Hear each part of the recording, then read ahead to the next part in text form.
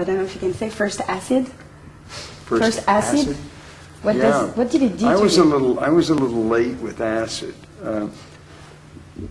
I did it right before I played the dealer in The Trip. Jack Nicholson had written this screenplay, and Roger Corman directed it. And Peter Fonda starred in it with Bruce Dern, and Susan Strasberg, Lee Strasberg's daughter, was the leading lady. And I played the drug connection. I played the one who gave him the acid, sold him the acid.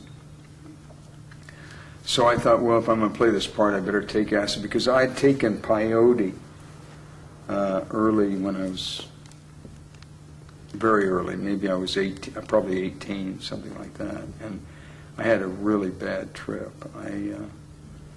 It was so great. I saw the whole world charred and burnt, and people hanging off trees, and it was just burnt, and it was awful, terrible nightmare kind of thing. So I wasn't ready to jump into LSD, but I thought, well, I better do this before I, play an acid dealer. So Bob Rafelson, who directed 5 Easy Pieces, and who was one of the people with Bert Schneider who gave me the money to make Easy Rider, I got some acid from him, and I took it. And it was an incredible trip. It was really incredible. I went back into being like a caveman, and I got under this piano as a kid, like it was a kid. I mean, I went through a genetic thing back to really back far. It was amazing, and yeah, it was good. I didn't take a lot of acid, though. I thought that my first trip was good. I probably took acid maybe 5 times in my life. And your first musical shock? My first musical shock. Shock? The first. Shock. I don't know whether I was ever shocked by music.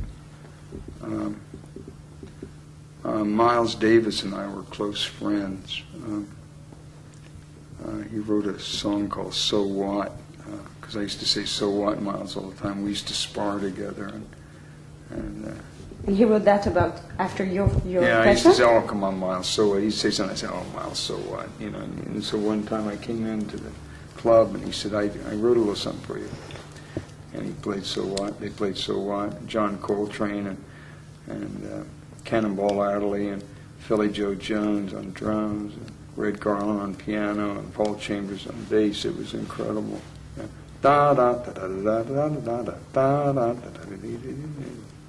Yeah. So I don't think, I loved Prokofiev, and I loved Stravinsky, and I went, I was a big jazz fan, still am. But I really liked all music. I became great friends with Willie Nelson and Jerry Jeff Walker and all those people.